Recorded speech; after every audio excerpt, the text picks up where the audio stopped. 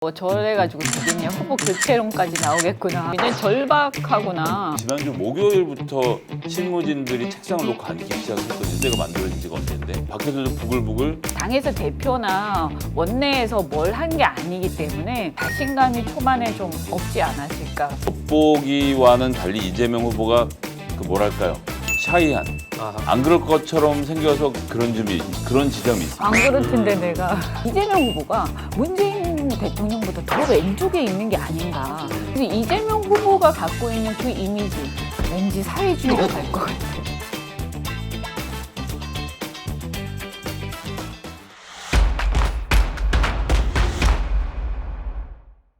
이재명 더불어민주당 대선 후보가 민주당의 이재명이 아니라 이재명의 민주당을 만들겠다라고 선언을 했습니다. 최근 들어서 대장동 의혹 등등과 관련해서도 여러 가지 사과 등을 하고 또 김혜경 씨와 함께 눈물을 보이면서 여러 가지 이미지 변신을 꾀하고 있습니다. 이재명 후보의 최근 행보 어떻게 평가해야 되는지 이현주 전 의원, 김성애 열린민주당 대변인과 얘기 나누겠습니다. 김 대변인께서 먼저 좀 얘기를 해주셔야 될 것 같은데 이재명 후보의 최근 변화는 굉장히 이제 과거와 비교해서 어떻게 보면 180도 바뀌었다라는 평가가 나올 정도로 상당한 폭의 변화를 주고 있는데 그 배경과 뭐 향후의 전망 어떻게 좀 하시는지. 일단은 이재명 후보가 비주류입니다. 네. 대통령 후보가 됐지만 그런다고 해서 비주류가 바뀌진 않거든요. 네. 그리고 이재명 후보에 가까이 있는 그 소위 말하는 최측근 의원들, 이 최측근이라고 하는 분들도 많지도 않고 당내에서 영향력이 대단한 분들도 아닌 문제가 있습니다. 그런데 여기에 그 겉보기와는 달리 이재명 후보가 그 뭐랄까요, 그 하여튼 샤이한, 이게 뭐 다른 표현이 잘 생각이 안 나는데, 예, 안 그럴 것처럼 생겨서 그런 지점이 있습니다. 안 그렇던데 내가. 그러니까 경우에 따라 달라지는데 예를 들어 이제 선대위 구성 모멘텀이 됐을 때 들어와서 자 내가 후보다. 여긴 이 사람 놓고 여긴 이렇게 하고 자 이건 이렇게 하고 나머지들은 당신들 필요한 사람 채워놓으세요. 이렇게 말하는 스타일이 못 돼요. 그래서 뭐 그거는 당에서 해주시는 거니까 제가 경험도 없고 그냥 시키신 대로 하겠습니다라고 전권을 실제로 넘겼어요. 네. 실제로 넘기고 그런 과정에 이재명 후보를 돕던 큰 세력들 이런 데서 이제 추천받은 인물들도 들어오고 해서 구성이 되는 거를 말 그대로 그냥 하시라고 뒀는데 그러니까 이게 잘 되고 못 되고를 떠나서 되는데도 너무 오래 걸리고 되는데 보니까 나중에 가서 보니까 자 그 169명인가요? 민주당 의원들 줄 서 보세요. 선수 나이 쭉 세운 다음에 조직표를 누가 이렇게 그려요.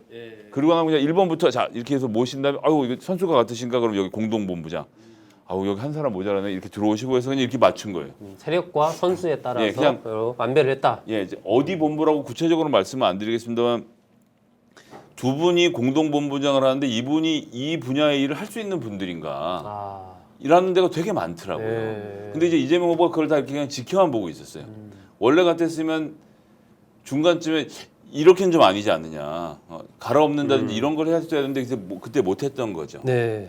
그랬는데 그렇게 구성된 선대위가 돌아가기라도 하면 좋은데 이게 또 안 돌아가요.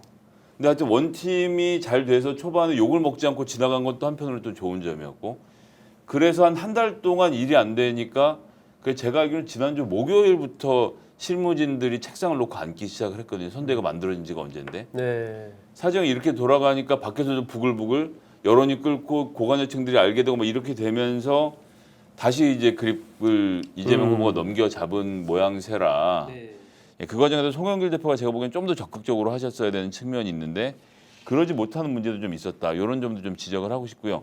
그렇게 해서 일이 여기까지 흘러온 상태가 돼서 그러면 다시 만든다. 여기까지 온 것 같습니다. 근데 제가 보기에 전면적인 쇄신으로 만들지는 않을 것 같고요. 일부 필요한 라인을 좀 줄이고 실무진들을 좀 보강해서 배치하는 방식으로 해서 치르지 않을까. 어쨌거나 전화위복의 계기가 된 것은 윤석열 후보 측이 지금 3김으로 고통을 겪고 있을 때 새롭게 구성하고 그런 과정에서 또 본인의 주장대로 강하게 반성하고 참여하는 모습들을 계속 1년의 과정을 통해서 보여주는 것까지 포함해서 좀 상태가 좀 좋아지고 있지 않나 이렇게 평가합니다. 이재명 후보의 행보는 현재의 행보 이런 흐름으로 계속 갈까요? 그러니까 지지율이 지금 윤석열 후보에 비해서 조금 이제 낮은 상황이기 때문에 어쨌든 중도층이나 여성층에 어필해서 이걸 지지율을 다시 뒤집는 쪽으로 가고 있는, 지지율이 뭐 높아진다든지 이랬을 때 이재명 후보가 다시 옛날에 그 강한 이미지로 돌아가는 거 아니냐? 뭐 이런 지금 얘기도 있던데. 일단 2030에서 투표할 사람을 안정했다고 과반이 넘는 상태이기 때문에 여기를 어떻게 공략할 것이냐. 2030. 네. 부동산에 상처받은 서울. 여기가 지금 민심 많이 돌아서 있는데 지난주, 지지난주 전국 지표조사 결과를 놓고 보면 경제 문제하고 외교 통일에 있어서 이재명이 잘할 것 같다가 더 많아요. 네. 지지는 윤석열을 하지만 누가 잘할 거냐고 물어보면 이재명을 표시하는 이민심들이 돌아서게 만드는 것. 요게 좀 중점을 둬서 활동을 하고 있는 것이 최근에 2030에 자꾸 접근하는 모습이랑 모든 문제에 대해서 무조건 사과하고 있는 모습으로 나타나는 게 아닌가. 거기에 네. 승부를 걸어야 될 거라고 보고요. 플러스해서 서진 정책을 강하게 펴고 있는 호남 지역을 어떻게 막아 세울 것인가. 이거는 인원 보강이 좀 필요해 보입니다. 이낙연 대표의 역할도 있어야 될 것이고 그거 외에 어떤 인물들을 호남을 대표하는 어떤 상징적인 인물들을 어떻게 배치할 것인가. 여기에 대해서는 딱히 아직은 그림은 보이지 않는데 여기에 대한 대책을 좀 내놓아야 되지 않을까 생각하고 있습니다. 네. 이현주 의원님은 최근 이재명 후보 행보 어떻게 평가하세요? 저는 뭐 이제 한 지난주까지는 뭐 저래가지고 되겠냐, 후보 교체론까지 나오겠구나 이렇게 생각을 했는데 네. 지난주 지나면서 상당히 그래도 저 정치적인 뭐 순발력이라고 해야 되나요? 이게 상당하고 굉장히 절박하구나. 네. 교체 안 될 수도 있겠다. 네. 이런 느낌을 받았는데 뭐냐면 2030에 대해서 사실은 이번 선거는 이번 대선에서 중도층은요 2030이에요. 아까도 말씀드린 것처럼. 그래서 다른 뭐 중도층은 거의 없고요. 사실 다른 연령대에서는 저는 이미 거의 결정이 됐다 이렇게 네. 보고 남아 있는 건 20대, 30대가 사실 지난번에 민주당을 지지를 했다가 지난 또 보궐선거 때 국민의힘 쪽으로 지지를 했다가 지금 살짝 이렇게 국민의힘에 약간은 기울어져 있지만 후보가 이제 홍준표 후보가 떨어지면서 경선에서 떨어지면서 이게 약간 붕 떠 있는 상태. 근데 이들의 어떤 관점이라는 게 선택의 기준이라는 게 이념이 아니거든요. 네. 그래서 누가 더 국정 운영을 잘할 것이냐, 누가 더 자신들의 그 관심사를 해결하는데 적합할 것이냐, 이 굉장히 냉철하게 지켜보는 상황들이 많기 때문에 네. 이들을 누가 잡느냐에 저는 달려 있다 이렇게 봤는데. 사실은 이제 이재명 후보가 별로 뭐 윤 후보도 크게 인기가 있는 건 아니지 이재명 후보도 크게 인기가 없었기 때문에 저는 뭐 이대로면 뭐 그냥 쉽게 가겠다 이렇게 생각을 했는데 갑자기 이제 이재명 후보가 fem코에 들어가서 막 실제 자기가 직접 보고 그거를 또 돌리고 네. 그 글들을 하더니 그게 일회성으로 끝나는 게 아니라 지속되더라고요. 네. 그러면서 이제 제가 보니까 이제 일종의 홍준표 따라하기 비슷한 현상들이 나오고 홍준표 지금 어떻게 보면 홍준표 후보를 지지했던 중도표를 누가 잡느냐의 관점인데 네. 이걸 이제 경쟁적으로 지금 이재명 후보와 안철수 후보가 하고 네, 있어요. 네, 네. 그래서 안철수 후보 쪽으로도 좀 갔어요, 사실은. 네.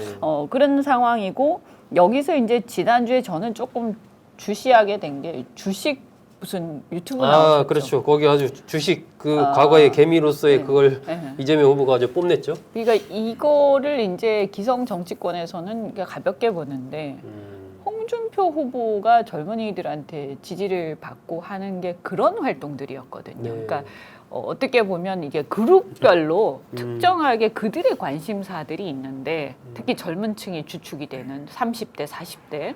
근데 그들의 관심사에 관심을 갖고 그들과 소통하면서 이렇게 핀셋으로 필요한 얘기들을 해주고 네. 그걸 긁어주는 거 그거에 이제 홍준표 후보가 몇 년간 해오셨어요. 근데 이거와 유사한 어떤 활동이 지난번에 그 주식 나가서 네. 한 얘기고 그 나가서 굉장히 호평을 받은 걸로 알고 그러게 있어요. 댓글들이 뭐 그렇게 나오네요. 예, 저는 아마 그게 30대, 40대의 동학개미들한테 굉장히 반향이 컸을 거다. 다른 게 아니라 저는 그거라고 생각하고 그다음에 또 하나는 이제 전격적으로 특검을 받아들이겠다고 네네. 선언을 하셨죠. 근데 그 부분이 이제 사실 이재명 후보의 발목을 잡고 있는 거는 특검이, 그러니까 대장동 사건이었거든요. 근데 이 대장동 사건이 어쨌든 마무리가 빨리 돼야 다른 국면으로 넘어가는데 사람들은 말은 안 해도 한 60%의 국민들은 이재명 후보가 연관돼 있을 것이다라고 다 의심을 해요. 본인이 기다 아니다 말을 하든 간에 네. 진실은 모르겠지만.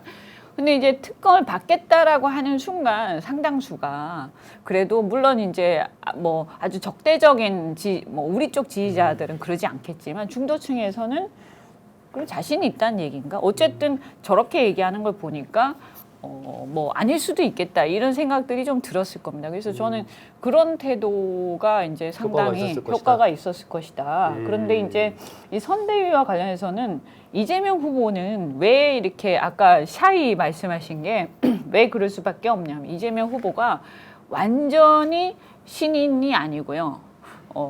이제 여의도에서는 신인이지만 당에는 오래 있었어요. 그런데 이분이 계속 그러니까 원외위원장을 하시고 기초단체장을 하시고 이런 시간을 오래 보냈기 때문에 국회의원들 사이에서는 비주류고 어떻게 보면 약간 이렇게 그 큰 소리 못 치는 그런 게 이제 오랜 기간이 있었던 거예요. 네. 그래서 당에서 대표나 원내에서 뭘 한 게 아니기 때문에 그런 부분에서 자신감이 초반에 좀 없지 않았을까. 그래서 이 부분에서 이제 당에 항상 열의 상태에서 자신이 큰 소리를 못 내는 지금까지의 정치적 위상을 이제 그게 이제 익숙해서 그냥 그렇게 행동을 했던 건데, 근데 사실은 지금 대통령 후보기 때문에 그렇게 하면 안 되는 거잖아요. 그래서 이재명 후보의 문제는 제가 볼 때는 이제 두 가지라고 보는데요. 첫 번째는 이 기득권, 지금 국민들은 양쪽 기득권이 다 싫은 거죠. 탄핵 때 보수 기득권이 싫어서 문재인 대통령을 지지했는데 이 보니까 운동권과 문재인 대통령이 또 기득권이 돼버린 거를 발견을 한 거예요. 그래서 이 싫어진 거거든요. 근데 이재명 후보도 기득권화 돼가고 있다라고 저는 보이더라고요. 그래서 이제 경기도지사 오래 하시면서 이렇게 굉장히 근엄해지고 의전에 신경 쓰는 것 같고 옛날에 사실은 매력이 좀 나름대로 이 진보 쪽에서는 있었죠. 왜냐하면 상당히 이렇게 진솔하고 어떤 면에서 직설적인 면에서. 그런데 그런 게 없어져 가면서 이분이 이제 기득권 교체를 바라는, 그렇다고 해가지고 너무 과격한 건 아니지만 어쨌든 20대, 30대라든지 소외된 계층에 대한 그런 부분들을 다시 회복하지 못하면 힘들다. 두 번째는 뭐냐면 지금 종부세나 여러 가지 세금 때문에 국민들이 굉장히 힘든데, 종부세만 있으면 모르겠는데 그것뿐만 아니라 재산세라든지 여러 가지 있지 않습니까? 그리고 살기도 힘들고. 그런데 사실은 글로벌한 흐름에서 이게 왼쪽으로 가는 것은 길이 아니에요. 현재 보면, 경제 상황을 보면. 그래서 이게 성장으로 가고 약간은 우파적인 가치, 그러니까 시장 경제를 중시하면서 이걸 성장시키는 쪽으로 지금 가야 되는데, 여기에 대해서 문재인 정권에 대해서 자영업자라든지 중소기업을 하시는 분들이 굉장한 불만을 갖고 계시고 실제로 국민들이 일자리가 없어지면서 그걸 느낀단 말이에요. 근데 여기에 대해서 이재명 후보가 문재인 대통령보다 더 왼쪽에 있는 게 아닌가. 저 사람 더 과격한 게 아닌가. 저 사람 혹시 무슨 국토세인가 뭔가 얘기하는 거 보니까 재산 다 몰수하려고 하는 거 아닌가. 네. 이런 어떤 선입견 내지 전 잘 모르겠어요. 그분의 원래 생각이 뭔지 모르지만 그래서 이재명 후보가 갖고 있는 그 이미지 왠지 사회주의로 갈 것 같아. 문재인보다 더 할 것 같아. 문재인 대통령보다. 이거를 극복을 하지 못하면 저는 한계에 부딪힌다. 그런 부분을 바꿔야 된다. 그래서 저는 우클릭을 하냐 안 하냐. 그래서 근데 그분이 우클릭을 하게 되면 우리 입장에서는 굉장히 힘들어집니다. 그래서 못할 것이다. 나중에 한번 지켜보죠. 과거에 저 이재명 후보 책 제가 몇 권 읽었는데 그 중에 하나 보니까 나는 보수다. 이재명 후보가 이렇게 얘기한 적이 있습니다. 네. 내가 생각하는 보수가 지금의 보수와 달라서 그렇지 나는 굉장히 실용적인 사람이다. 뭐 이런 얘기 한 적 봤는데. 그러니까 이제 이번에 그 주식 거기에 가서 보여준 모습을 보고 이 사람이 시장을 잘 안 해? 라고 사람들이 생각한 거예요. 그럼 사회주의자라고 생각했던 그거 아닌가? 본인이 이런 워낙 것도 뭐 좀 또 많이 있는 거죠. 해봤으니까요. 그 김성애 대변인께 두 가지 이거 짧게 지금 이해찬 전 대표의 등판설 그리고 이낙연 전 대표의 이른바 역할론 이것이 민주당 내에서 좀 나오고 있던데 이 부분 어떻게 보세요? 이해찬 대표는 상임고문으로 역할을 하고 계시고요. 네. 그 역할을 하면 된다 이렇게 네, 생각을 그 이상의 뭘 맡을 가능성은 없다. 구체적으로 지금 나와서 그렇게 하실 이유가 별로 없어 보이는 상태이고요. 대신 이재명 후보 본인이 직접 가서 계속 말씀을 듣고 조언을 듣는 이런 것들은 해야 되겠죠. 그러니까 대외적으로도 그렇고 실제 메시지로서도 들을 필요가 있다, 들을 말씀이 있다라고 생각하고요. 이낙연 후보의 경우는 지금 어쨌든 시간이 좀 지났는데 그래 좀 뜨뜻미지근하게 도와주는 거 아니냐라고 하지만 네. 국민의힘의 그 경선 후보들의 사정을 고려해 보면 이낙연 후보는 굉장히 열심히 하고 계신 편이라고 저는 보거든요. 사실 네. 어떤 면에서는 경선 후보들은 가만히 계셔 주시는 것만으로도 엄청 도와주는 거라는 측면도 있어서 근데 조금 전에도 말씀드렸듯이 호남에서 지지율 안 나오는 문제가 좀 있어요. 현실적으로. 네. 이 문제를 이재명 후보가 어떻게 돌파할 것인가라는 그림에서 이낙연 후보가 실제로 가져오는 퍼센티지도 있겠지만 이낙연 후보에게 굉장히 공손하게 도움을 요청하는 그 모습 자체에서 호남 사람들이 또 위로받는 측면이 있을 것이기 때문에 이낙연 후보는 더 정중하게 모시고 와야죠. 그렇다고 해서 뭐 지금도 유세차를 타라 하루에 뭐 일정을 몇 개씩 소화하라 이렇게 할 문제는 아닌데 예, 그냥 이낙연 의원의 말씀을 잘 듣고 그 관계를 잘 만들고 존중하는 모습을 보여주는 게 지금으로서는 되게 필요한 일이고 이낙연 후보가 마음이 동하신다면 예, 그럼 호남에서 좀 더 적극적인 활동도 뭐 기획해 보실 수 있지 않을까라고 생각을 합니다. 네. 제가 최근- 한 말씀만 네, 예, 더 예. 드리면 마지막. 사실 국민의힘이 지금 앞서는 것처럼 보여도 굉장히 긴장을 해야 되는 거예요. 왜냐하면 이 이재명 후보가 굉장히 표에 그러니까 나쁘게 얘기해서 포퓰리스트잖아요. 그럼 이분이 표에 굉장히 민감한 사람이에요. 또 그렇게 생존해 왔고 그래서 얼마든지 저는 변신할 가능성이 있다. 그래서 이 정권 교체에 대한 이게 높다라고 해서 이게 고정된 걸로 착각하면 큰일 나고 지금 이런 상황에서 우리는 계속 올드한 쪽으로 간다든지 사람들이 바라는 보수가 바뀌는 쪽 이런 게 아니라 계속 올드한 쪽 그다음에 패권적으로 가면서 경선 후보들을 무시하고 또 제패하려고 하고 권위적인 모습을 보이면서 과거의 보수의 나쁜 모습들을 기득권의 모습을 계속 보이게 되면 저는 승패가 어떻게 될지 모른다고 봅니다. 네, 이재명 후보의 최근 행보 변화에 대한 평가 그리고 향후에 여러 가지 그 관건이 어떤 것이 될지 두 분 말씀 들어봤습니다.